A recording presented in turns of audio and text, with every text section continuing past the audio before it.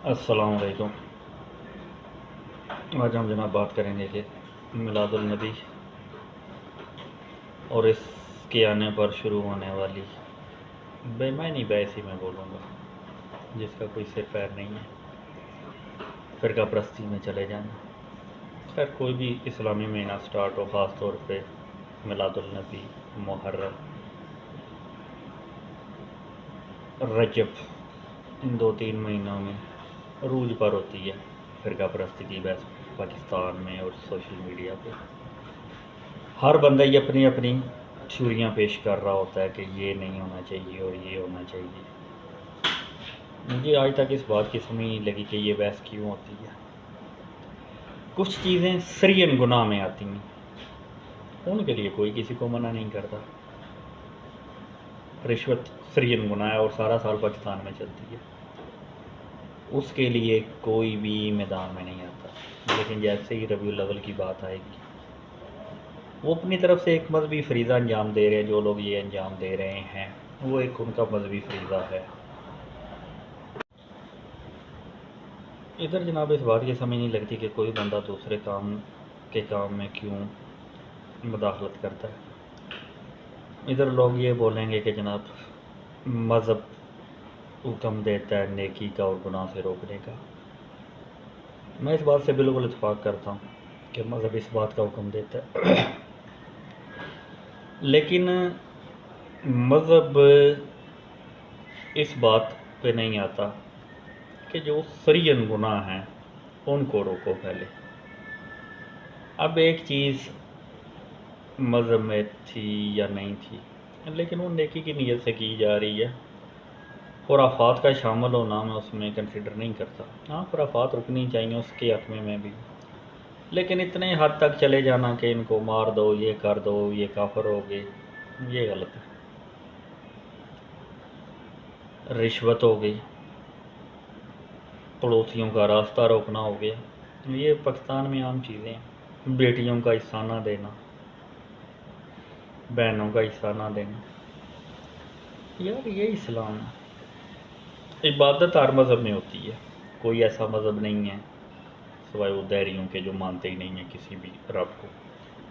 باقی جو بھی کوئی مذہب ہے، عبادت اس کا حصہ ہے۔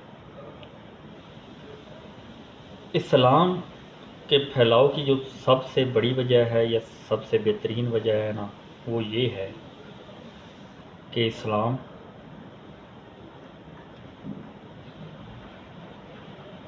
کہہ لیں کہ اپنے ارد گرد کے لوگوں کو خیال رکھنے کا حکم دیتا ہے، اور خاص کر کے اپنے پڑوسیوں کا۔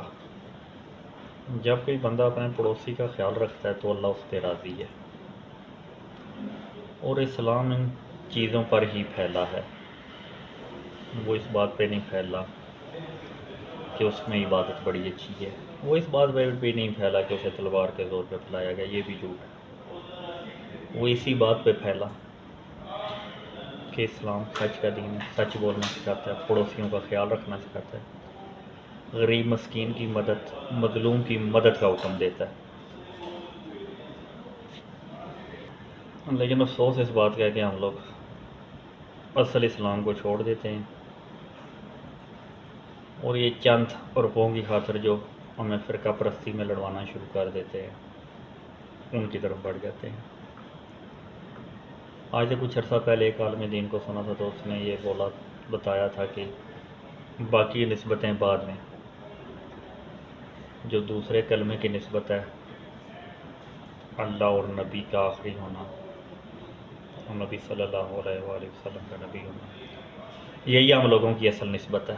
جو بندہ اس پہ ایمان رکھتا ہے وہ آپ کا مسلمان بھائی ہے۔ اب وہ آگے کس نظریات کا عمل ہے، کس فرقے سے تعلق رکھتا ہے، اس بات کی کوئی اہمیت نہیں ہے، اس بات کی کوئی اہمیت نہیں ہے، وہ آپ کا مسلمان بھائی ہے۔ ہاں جو ختم النبیین کا منکر ہے وہ دائرہ اسلام سے خارج ہے۔